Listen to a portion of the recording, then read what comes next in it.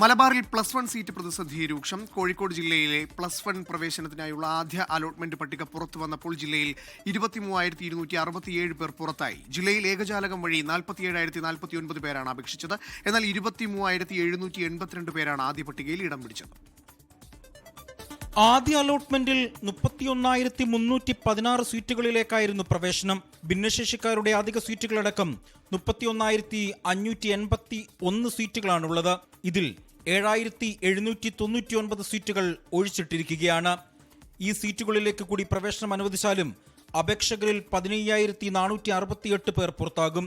Sports കോട്ടയിൽ 1000 അപേക്ഷകളിൽ 244 സീറ്റുകളിലാണ് allotment പൂർത്തിയാക്കിയത്. General വിഭാഗത്തിൽ ആകെയുള്ള 15,740 സീറ്റുകളിലേക്കും ഈഴവ തീയ വിഭാഗത്തിൽ 1,447 സീറ്റുകളിലേക്കും അലോട്ട്മെന്റ് പൂർത്തിയായി.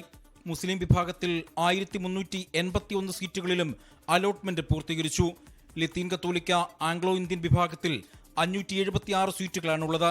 അതിൽ 89 സീറ്റുകളിലേക്കാണ് അലോട്ട്മെന്റ് പൂർത്തിയായത്.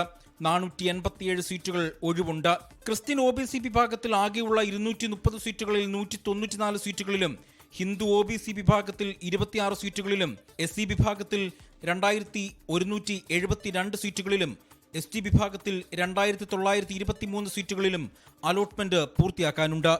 ഈ സീറ്റുകളിലേക്ക് അർഹരില്ലാതെ വന്നാൽ ജനറൽ സീറ്റുകളാക്കി മാറ്റും. അപ്പോഴും മറ്റുള്ള വിദ്യാർത്ഥികൾക്ക് പ്രവേശനം ലഭിക്കാതെ വരുമ്പോൾ പട്ടികയിൽ നിന്ന് പുറത്താക്കുമെന്ന ആശങ്കയുമുണ്ട്. അജി കുഞ്ഞുമോൻ, 24 കോഴിക്കോട്.